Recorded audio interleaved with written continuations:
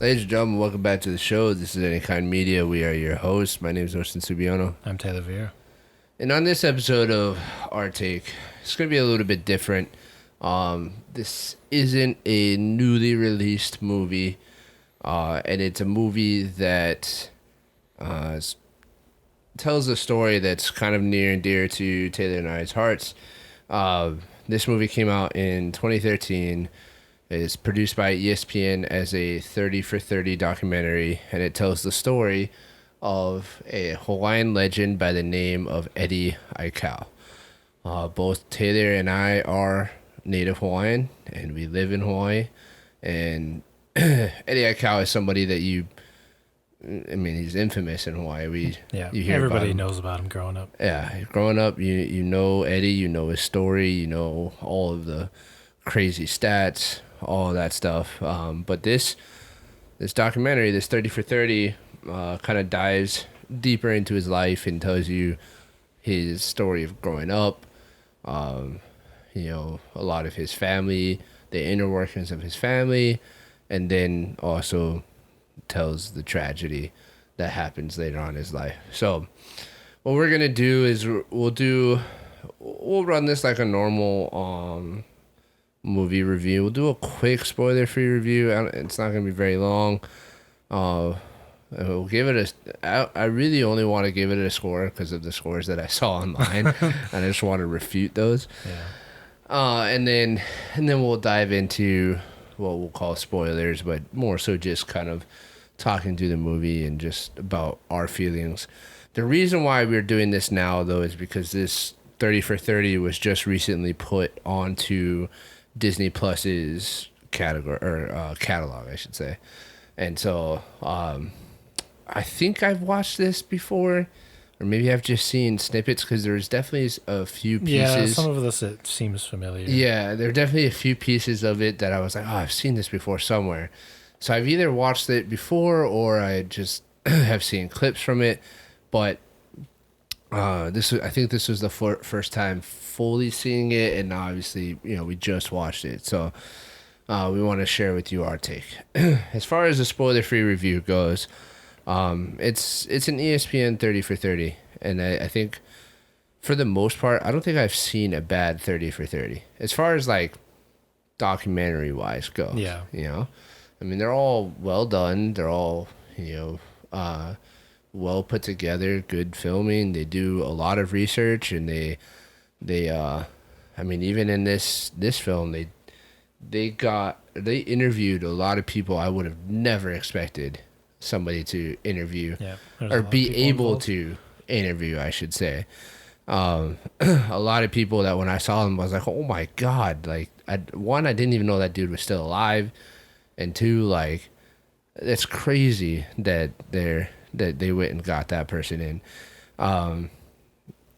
So I think, it was good. Like, I really enjoyed it. Amazing, I think we're a little biased because we're Hawaiian and we grew up hearing about Eddie Aikau, but trying to like push all of that aside and just think about like from a film point, I still think it was a well done documentary. Yeah, I think even without the bias, like the way that it was, I guess like written or like organized, or whatever, right, I thought was really good because it portrayed like his life in a very, I guess it was, you kind of have to in the sense of what happened in his life, but right, it just fits so well together.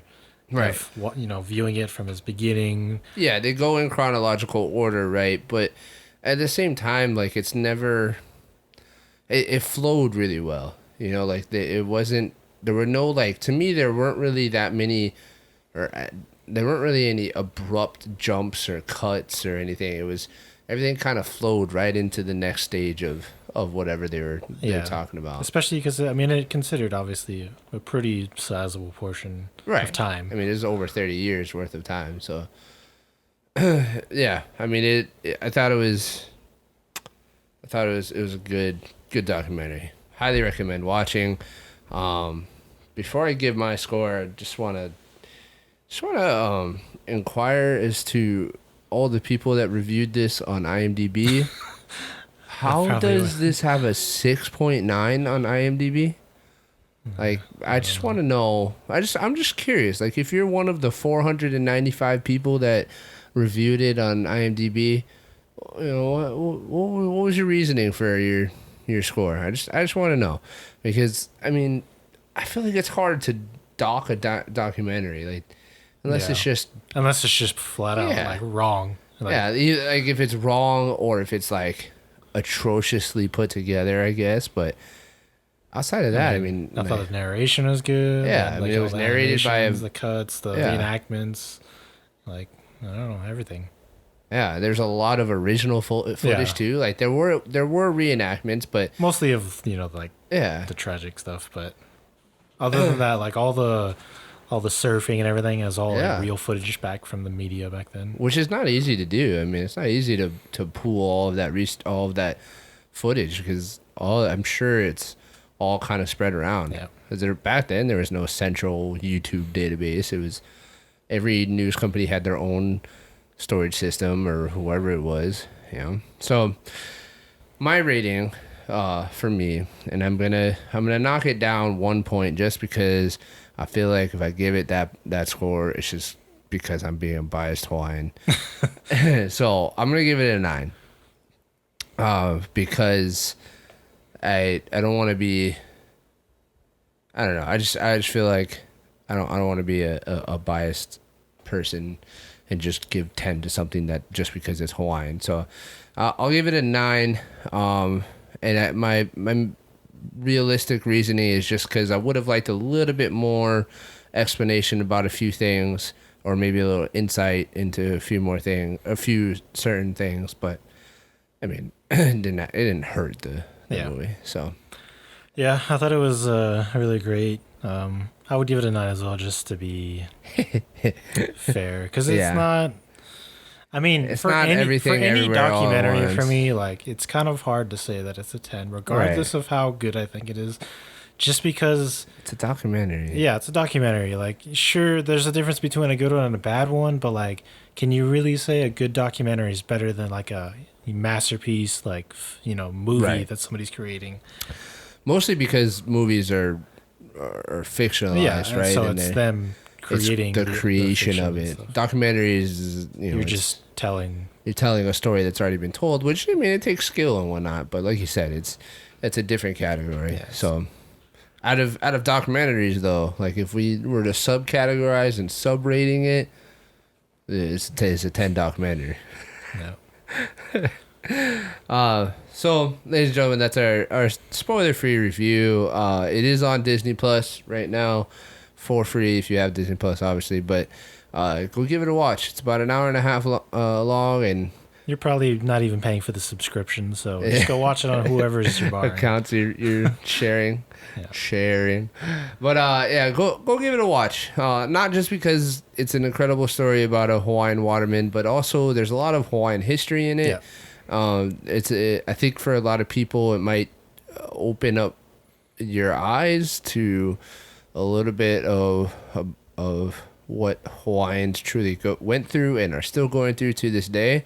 So, I would highly recommend giving it a watch. I agree. Ladies and gentlemen, this is your official spoiler alert. All right, so I was kind of blown away that this came out in 2013, but like thinking back about it, I definitely have seen portions of it somewhere, whether it's like just randomly on Instagram or whatever. Yeah, I've definitely seen the parts when it's like near the end with the tragedy and stuff. Yeah. I've definitely seen that footage before. Yeah, I don't remember sitting through the entire documentary like we did. But there's like we said in the beginning, Eddie Aikau is somebody that we hear about growing up. He's immortalized in legend, and you kind of know the basics of his story as you grow up. And so, as somebody that was the case, I still learned a few things here and there about Eddie and about his family, and even about what did happen on the first voyage of Hokulea. For one, I did not know the last person that Eddie Aikau spoke to was Nainoa Thompson. Yeah, I didn't know that before. And then there's only a handful of people that it could have been, because there's only, I think, 6 or 7 of them on the boat. Yeah. Or no, there's 11, right? Well, they can take a total of 11. I can't remember how many people are on the first voyage. I don't think it was that. I think it was 6 or 7. Yeah, I want to say it was 6 or group, 7. I think. But I didn't know it was Nainoa Thompson, and Nainoa Thompson is like, as far he as himself is also very well known. Yeah, like as far as like local Hawaiian celebrities or just prominent people, he's like one of my favorite people ever. Like he's amazing. What he's done for the Hawaiian voyaging community and whatnot is incredible. So to find out that he was the last person that Eddie spoke to right before he paddled off was pretty incredible. I also never knew about what was it, Swipe? Oh, his drink. Yeah, I didn't know about that. I didn't know that Eddie used to ferment pineapple mixture. juice and turn it into an alcoholic beverage called Swipe. Kind of want to try it. I kind of want to try it too. If any of you out there have a line on some Swipe, let me know. I'm itching to try it.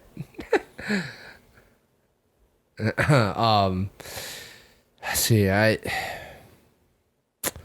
remember. I always knew his brother died. The one in the Air yeah, Force. Jerry or Gerald. There's just, I mean, so sad. I know. Though. Yeah, I remember a lot of this stuff from when I was younger, when I first found out. But it's still sad seeing so it sad. like today. Yeah. I mean, there are probably a few other things here and there, but basically, ladies and gentlemen, Eddie Aikau was this Hawaiian kid that grew up in a not so ideal situation. He lived in a cemetery. Because his parents moved their family over from Maui in the early 60s, I think. I think so. I think it was early 60s. And no, it had to have been earlier than that if his brother went to. No, I think it was early 60s. Whatever, like 60s or so, they moved over from Maui to Oahu. They started living in a cemetery, and they were poor and didn't really have much going for him. He wasn't that great in school, and he found his love for surfing at a very, very early age, and just kind of took off from there. And he started surfing in town in Waikiki, which is kind of where primarily where most Hawaiians surfed back in those days. They mostly kept to Waikiki and the town area, and then eventually, once big wave surfing kind of took over the spotlight, he started venturing out to North Shore and made a name for himself in the North Shore community surfing, pioneering different types of boards, riding different types of waves, and even kind of mastering what they even say it in the documentary, what was once thought to be impossible of riding Waimea Bay. Yep. Which it's hard to explain if you've never been to Waimea Bay and never surfed there, or you don't understand how surfing stuff works. But essentially, that wave is so incredibly steep and fast that it's really hard to surf. And so for a long time, because of the technology and the boards and how things were made and the style of riding, it was thought to be impossible to ride that wave.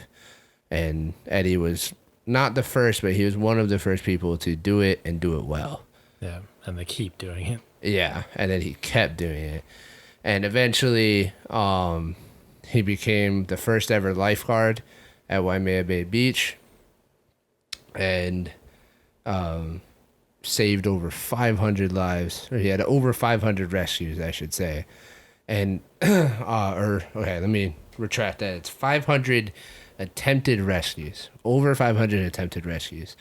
And honestly, this is probably one of the most mind-boggling accomplishments of his life. Yeah. If not the most mind-boggling I would accomplishment. say it is. It's just not, at least by like statistics, right? Yeah. Like, it's definitely incredible, like, feat It's to do absolutely that. I want to put unbelievable. like a slight perspective on this. So there is a movie that I think is really well done. It's The Guardian. Yeah. It's a very famous movie. Yeah. It's by Kevin Costner and Ashton Kutcher. Yes. I love this movie. It's a very because it gives kind of the same feeling like you learn about with Eddie as a lifeguard Right. through his life, and the fact that these individuals, meaning like Coast Guard rescue swimmers or lifeguards and people like that, Right. that's their job to put their lives in danger to save people Right. at any point in time. Now, in that movie, Kevin Costner's character, Ben Randall, senior chief, I think, was his legacy was having over 200 saves.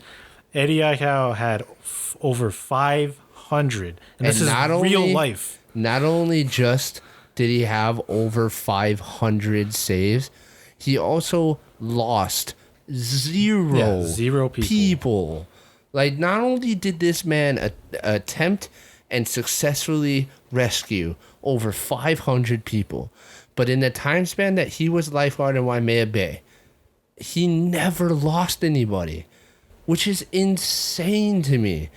The amount of, and we're not talking about Waikiki Beach where it's nice, and, maybe some waves here and there, and then maybe somebody passed out or drinking too much. We're talking about a place that in the wintertime could potentially have up to 40-foot waves. Well, this is why I think it's a great relation to Guardian, because Coast Guard swimmers, obviously, if they're being called, it's typically in a very yours is your last resort kind of thing, And so for somebody like how to do it in Waimea with that amount of numbers, like, that's insane. And the success and 100% success rate. It's so mind-boggling. Like, when you really think about it, I mean, and he was I think he was a lifeguard there from, was it 67? No, I think it was a little bit later than that. I think it was 77. It was in the 70s. I think it was 77 until, I don't know, whenever he died in the 80s, I think. I don't know. I'm pretty sure we'll find out. But, yeah, I mean, because he was doing that while he was still he was still competing and stuff and winning events and traveling, and he still was a full-time lifeguard. And it's just incredible to me that a real life person was able to accomplish that. And I don't think it gets talked about enough. I mean, The Guardian is an amazing movie, but it's fiction. That's what I'm saying. It's based off of... This is like real life version of that. Like, it's based off minus of... the Coast Guard portion of it. Yeah. But, like, it's like the story of, like, having a legendary waterman saving people. 67? Yeah, It was 67? When he started. I thought it was 67. And also, his brothers claim that the number is more. Oh, I'm sure it is. Yeah, I'm sure it's more than that. I remember there is a clip in here that says that it's over 1,000. Yeah, but they said they can only confirm 500 rescues. Like, even at that number, that's insane. That's absolutely bonkers. He was a lifeguard for like 15 years or so. I think. I want to say it was around 15 years. I mean, it's up until he died. So when did he die? Early 80s, right?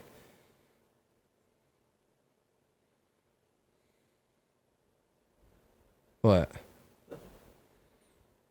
I'm 78. 78? Okay. So 11 years.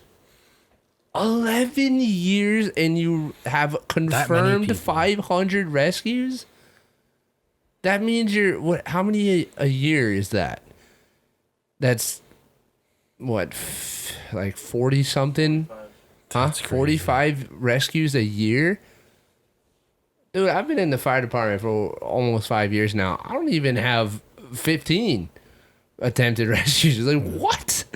This dude is unbelievable. And it's really like fiction in real life, Like those are numbers that you'd like if there was a video game out there of you saving people in surf or at a beach, like those are video game numbers, bro. Yeah, for real. Like that's like you might be hacking at that point. That's insane. Like he's saying, he is the real speedboat. But yeah, so that was, obviously lifeguarding was a big portion of his life, but also surf competitions were a big part of his life. And early on in like in the 60s and stuff, surfing was a weird scene in Hawaii where surf competitions didn't really feature Hawaiians. It was a lot of white people, a lot of Australians, a lot of Californians, a lot of white people that came over and were surfing Hawaiian waves, and it created this tension and this bad blood between Hawaiians and the white surfers, and it came to a head. I mean, it came to a point where people were beat up, people were robbed and basically mobbed, and it almost got to the point of people being killed. Like there's a few surfers, Rabbit Bartholomew and I can't remember the other guy's name. I just remember Rabbit because his name is his nickname is Rabbit. But Rabbit Bartholomew and one of the other Australian surfers that were the king of the scene at the time, like they had hits out on their life, like from the Hawaiian mob, like they were gonna be killed, and the person that saved them was none other than Eddie Aikau. Not only saving people in the water, but now he's saving people on land. Yep. And he basically had this meeting with a bunch of Hawaiians and white people, and he was just like, hey, look, like, this is not the Hawaiian way. This is not, we're frustrated. This is why we're frustrated. This is what happened to us in the past. This is why what you guys are doing makes us upset. But let's not bring violence into this. Let's not kill anybody, basically. Yeah. And he's just like, I mean, obviously, we have Maui, the superhero, but man, Eddie Aikau is a real life superhero, dude. Yeah. He's saving, or he's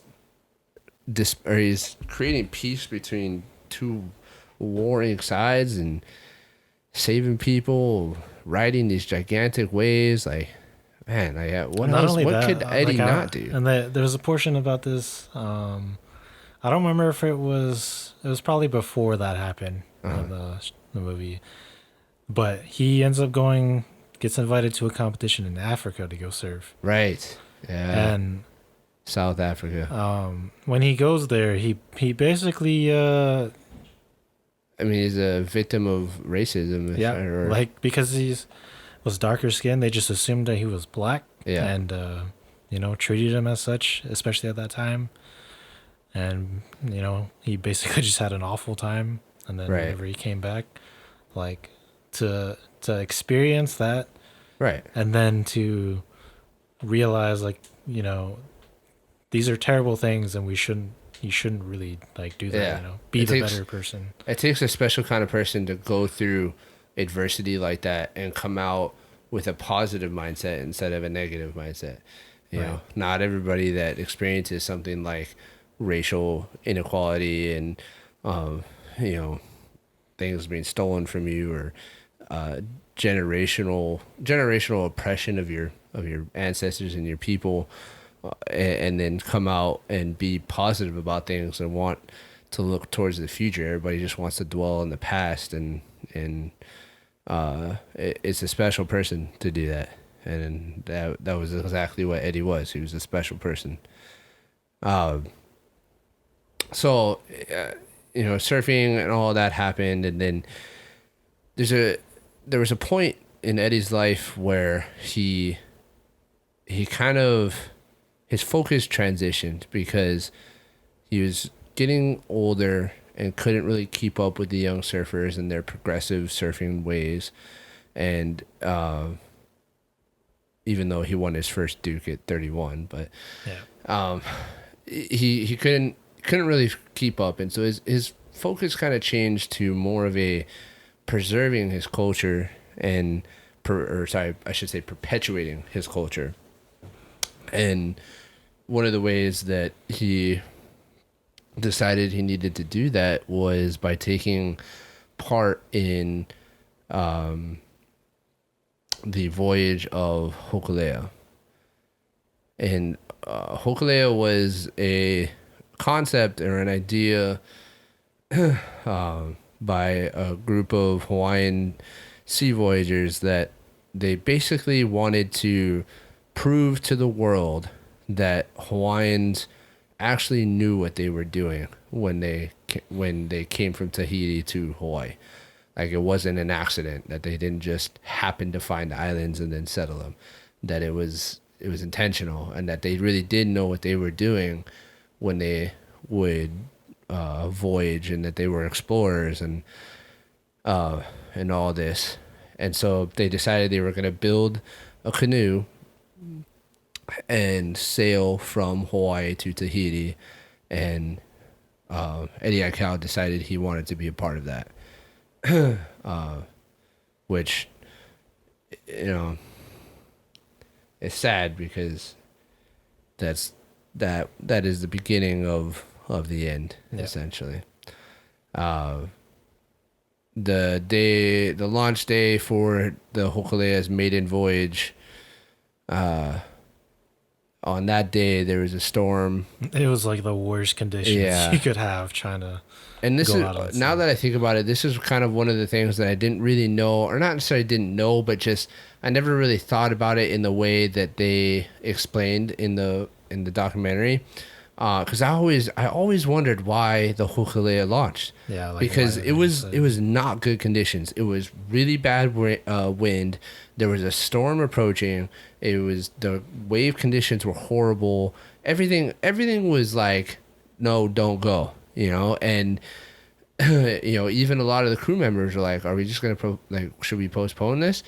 But as they talk about in the documentary, and what I didn't really think about it in this way, there were tons of people there, and they came. This was a big event. Yeah, it wasn't just like, oh, a group of people at the dock about to set off just to kind of prove this was something that was a big deal in Hawaii, and there were a lot of people, a lot of support that came down and were there to say aloha and launch them off and send them off on their journey. And, you know, they chose to forego Mother Nature's warning and set off just so that they could essentially give the people what they want, right? And I never really considered that when I used to think about, like, why did they even leave in the first place? Like, why did they just postpone? And I understand. I get it. And there's a lot of pressure, a lot of pressure. And I can understand why they chose to just, like, you know what, let's just do it. Let's just go. Yeah. I think similar, maybe to a lesser extreme, but can be said about like space shuttle launches, you know? Right. Now, for those, all the preparation, they do postpone them if they need to. Right. But I mean, sometimes it's like, I'm sure it's like almost within, you know, their ranges of whatever they consider to be normal, and they're like, we'll just see how it goes and hope for the best. Yeah, all the preparation you put into getting to that point. It's a lot of time. A lot of time, effort, money, all that, you know. And then unfortunately they should not have set out that day, because they sailed straight into the storm, and they're in a double hull canoe made out of wood, and they sailed straight into a storm, and the storm won, and the canoe capsized. Everyone survived the initial capsize, but they were trapped. They're trapped out to sea, and they had no way of contacting the islands or anyone, because their communication equipment it's gone. And they talk about it a little bit in the movie, that they, based off of their calculations, they had drifted south out of the shipping lanes. Yeah. They were out of the range of where if a ship was coming in to Hawaii or leaving They Hawaii, could see them. transporting stuff, they might see them, and they were outside of those lanes. So in that moment, they were essentially hopeless and helpless. You know, they had no idea what they were going to do. They were all just sitting on the capsized canoe and just waiting and hoping. And Eddie Aikau decided to try and be the hero one more time. And unfortunately, this time, he was not able to save the day. He decided that the best chance that they had was for him to get on his surfboard and try and paddle the 10 to 12 miles to shore. It was they guesstimated 10 to 12 miles from when Eddie left them, that it was going to be 10 to 12 miles to shore. Yeah. And if you're on a stand-up paddleboard with a paddle, that's not that bad. I've done that. I've paddled 12 miles on a stand-up paddleboard. It's not horrible. You know, it's doable. But we're talking about on just a regular old longboard that you're using your arms to paddle in surf or in rough water. Yeah, not calm Yeah, water. you're not in Alamawada Lagoon and just kind of cruising. Yeah. You're out in the middle of the ocean where there's different directions. Not only swells. that, this was like after roughly like 16 hours being lost at sea. So you're already like dehydrated, malnourished, and like in a like an austere environment of being in a terrible situation. So like it's the worst possible situation. But he chose to risk his life anyway because he thought that it was their only chance, that if he didn't attempt to do that and make landfall and tell people where they were, then everyone was going to be lost. And it's such an incredible, it takes a special type of person to have that kind of mindset and that kind of courage. It's not everybody thinks that way. Not everybody thinks to themselves, oh, I could potentially do this.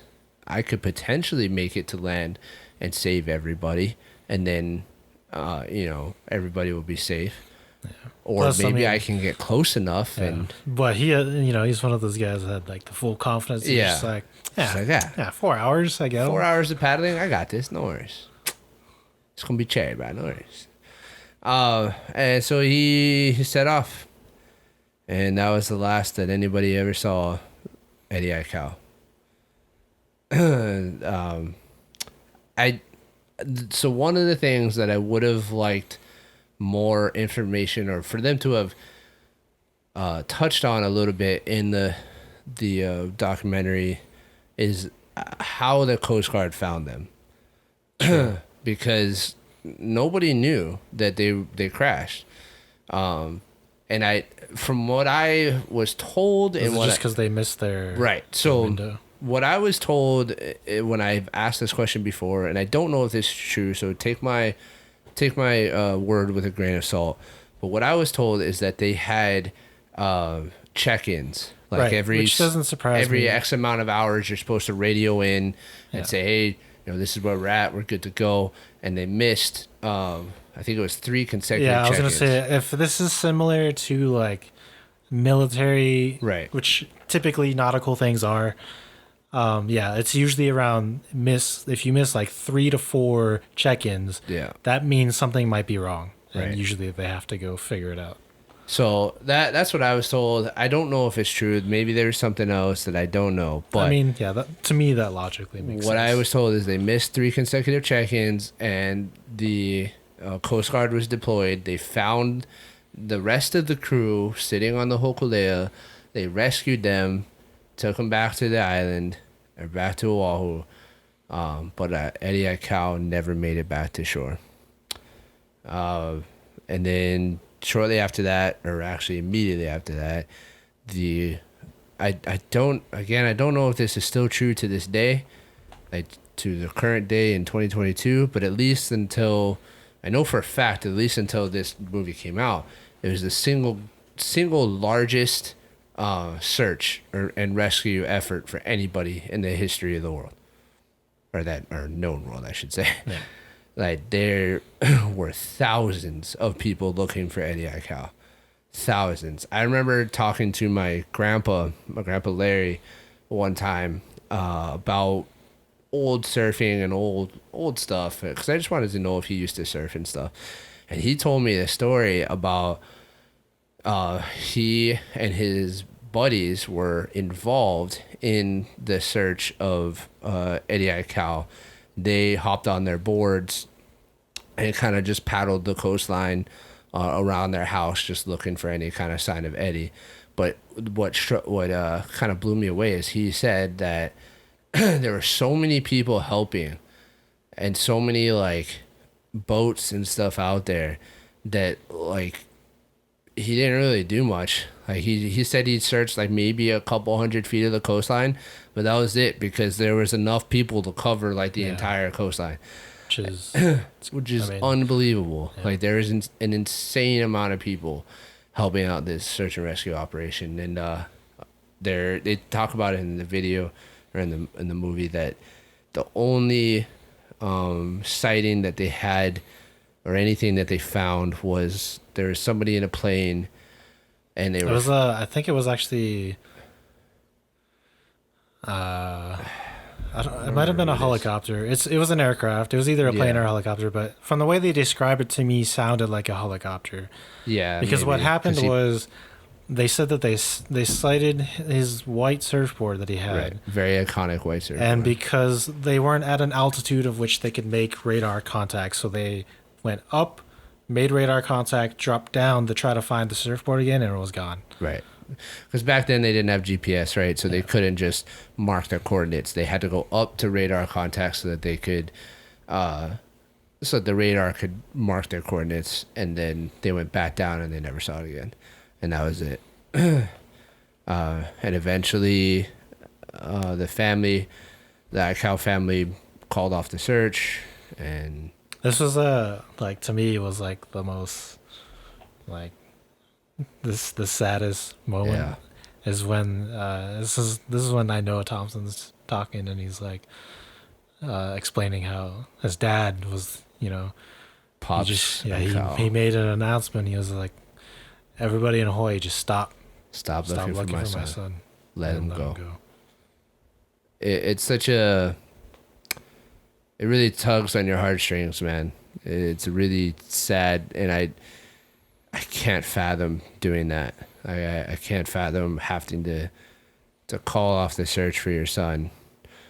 The only silver lining I would say to it is that, Eddie died in doing what he was born to do and what made him happy. He died servicing and trying to save other people in an environment that he was born to be in. And he lived in the sea, he lived in the ocean, and unfortunately he died in the ocean. And as much as it sucks, it's hard to imagine well, it's not hard to imagine, but there are certainly worse ways he could have gone, and crappier situations. So, man, rest in peace, Eddie, man. It's sad. Maybe he's like a little senior chief in the Guardian. Maybe he made it out, but he just went to Tahiti. He just went to Tahiti on his own. Yeah. Actually, yeah. It's like, I'm just going to finish this voyage for everybody. Don't worry about it, guys. Yeah. I got this. Like, I'm going to paddle the He was waiting there for him. Like, I made it. I'm going to paddle the 5,000 miles it is to Tahiti. Yeah, it's nothing. Yeah, it's like maybe like $400. No worries. But Eddie Aikau had a pretty widespread, or definitely here locally, had a really widespread influence. He was kind of the spokesperson in the picture of Hawaiians in society, and during his time, everybody knew who Eddie was. Everybody knew his story and all that stuff. But even to this day, Eddie Aikau is a large part of of Hawaiian society, Hawaiian folktale, all of that. You know, like I mean, how many times you driving down the road and you see a bumper sticker saying Eddie would go? Eddie would go. You know, there's a surf event every year called the Eddie Aikau Invitational, which used to be sponsored and held by Quicksilver up until 2018, I believe. Because I actually went to the last one that was held by Quicksilver, and then from there, COVID happened, and then also some things changed. Quicksilver filed for bankruptcy, and then the Office of Hawaiian Affairs, the Waimea Valley, Waimea Valley, Kamehameha Schools of Waimea Valley, and then also the Aikau family themselves took over sponsorship and running of the event. And it's one of the most unique, actually it probably is the most unique surf event of all time, because it doesn't happen every year. And it's not like the Olympics or the World Cup where it's like every 4 years or whatever. The way that Eddie works is there are minimum requirements for the Eddie to be held. Right, because it's a big wave. It's a big wave surfing competition. Yeah. So the opening period is usually in November. Sometime in November, they have a big ceremony where they go out into the water and, you know, kind of just say thank you to Eddie and have a nice ceremony and whatever. And that's the opening date. And from November to, I believe, February, I think it's November to February is the holding period. At any point that the competition can be held if there are certain requirements that are met. One being that the waves in Waimea Bay must be a minimum of 20 foot faces for the entire duration of the contest, which means, because if you know how swells work, it's a wave, right? So like if the peak of a swell is 20 feet, it's not going to work, because that means on the swell's way up and the swell's way down, the average wave height is going to be less than 20 feet. So generally the swell has to be 25 to 30 feet. Like the peak of the swell has to be 25 to 30 feet in order for the Eddie to be held. It's some of the biggest waves in the world, man. And it's incredible to watch. I went to the last one that was ever held so far, because there hasn't been a swell come through that was good enough yet. But I believe it was 2018. I really want to say it was 2018. Might have been a little bit earlier. Let me think about it. Might have been earlier, because I wasn't dating Kristen yet. Might have been earlier. Might have been 20. That might have been 2016. Might have been 2016 or 2017. One of the two. But it was incredible. Like, if you live here in Hawaii, you know how the North Shore gets, right? Traffic, lots of tourists, people walking around, parking lots are always full, you know. But the day the Eddie happens, like if it's announced that the Eddie is a go, if you're not on your way up to the North Shore the day before the event happens, you ain't getting to Waimea Bay. Yeah. I tell you right now, like we heard that the Eddie was gonna happen, and we left the afternoon before, and there was traffic going up to North Shore because so many people were trying to get into North Shore so that they could make it to the beach, just to be ready for the next morning. And that year, it actually, they called it a go. It got called off because the swell died and it wasn't going to be big enough. And then a couple weeks or maybe a month later, they called it again, and they were like, all right, this time it's happening, because the swell was gigantic. And so we went up. We stayed at one of my friend's family's house over by Sunset Beach, which is over like 2 miles away from Waimea Bay. And we stayed there, and then we parked our cars and we rode bikes down the bike path to Waimea Bay. And I shit you not, man, the sheer amount of people and cars, like the road might as well have been a parking lot because it did not move. Like if you somehow managed to get caught in the traffic going through North Shore on that day, you might as well just park your, like literally turn off your car, get out of your car and walk to the beach because you weren't moving until after the surf competition was done. It was absolutely bonkers. The beach, Waimea Bay Beach, is huge. It's a really big beach, and that thing was packed. Like literally could not, like you had a hard time walking through the crowd to get to what looks like an open space because there's no room to walk. And luckily we got there pretty early in the morning, so we kind of got front row seats and we just stayed there the rest of the day. Dude, it was a lifetime memory. You know, it's one of those things that like I will never forget, sitting on that beach and watching all of these crazy people ride 40-foot waves. It was absolutely insane. And it was all possible because of Eddie Aikau. So to this day, this man is still impacting people's lives. I got heavily into surfing because of Eddie and because of that event. It's incredible. It's incredible what this man's legacy has been and still will always be. Yeah. I know that I'm biased because I'm Hawaiian and I've been touched pretty much directly by Eddie and have gone to his event, and I shook his brother's hand. He never like spoke to me, but after he rode some waves, because he actually competed that day, and he's got to be in his 50s. Yeah. And maybe even older than that, and the dude still competed in that event. Which is awesome. Yeah, it's amazing. But as he came out, like I kind of shook his hand as he was walking his board up to wherever he was going, which was cool. And I sat next to Jamie O'Brien, which was cool. But just I've been touched by him, you know, and it's, I know I'm biased, but I really think that this film does him justice. I really feel like I agree. I really feel like the story that they told is the Eddie Aikau story, and that anybody that watches this film will have some idea or some relatability to what I'm talking about in these personal anecdotes that I'm sharing.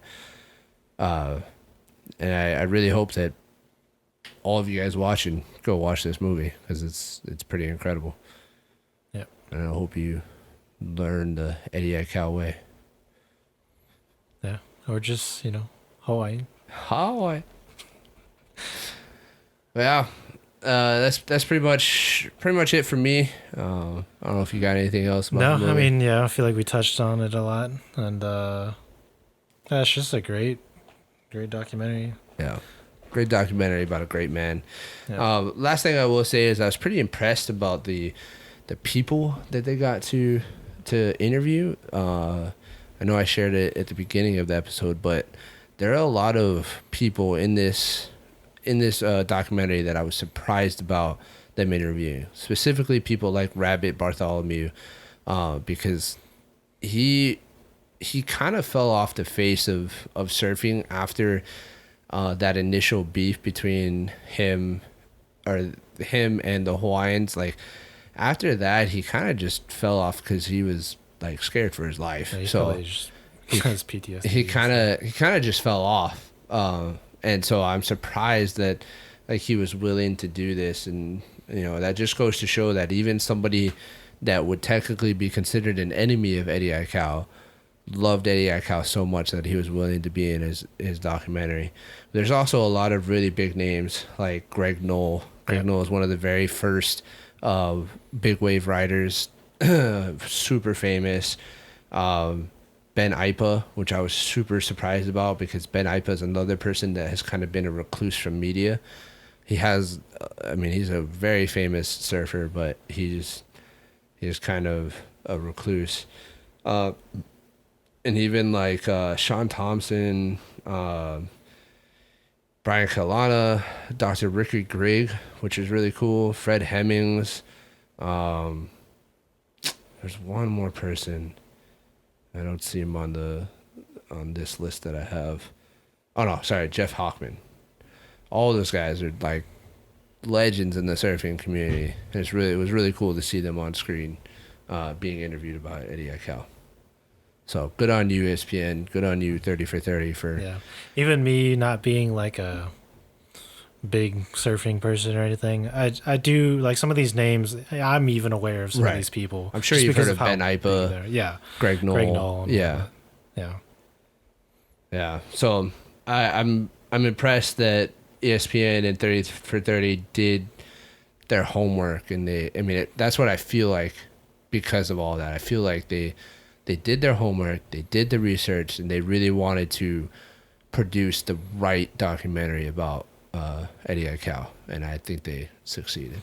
Yeah, even the extra information I think was done very well in this, not because of just being like accurate or whatever, but they only use it to like when it's needed to further understand like a point of view or something. Right. From like whether it be like how Hawaii came to be and all that kind of stuff, and like the disputes with like culture and all that kind of stuff. Right. I thought it was really done well. It definitely, it didn't take over the story. Right. Like it was so overbearing because it was like a different kind of message they were trying to put out. Right. It was just only to benefit. They're trying to set the stage. To explain. Yeah, you're very right about that. Well, ladies and gentlemen, you can see that we're obviously passionate about this particular, at least I'm very passionate about this particular subject, and we appreciate you guys sticking with us through this episode. I hope that you all learned something new. I am curious to know, for those of you that are not from Hawaii and don't live in Hawaii or don't have any connection to Hawaii, and if you have seen this video, did you know that Hawaii was illegally occupied by the United States? I'm just curious to know, because I feel like a lot of people did. A lot of people don't. So I just want to know, because if you've seen this video, they talk about, or if you've seen this movie, they talk about it in the movie. So I'm just curious to know if that was a surprise to you or not. Let us know down in the comments below if that was a surprise to you, or if you knew. How did you know? Who did you learn that from, or who told you?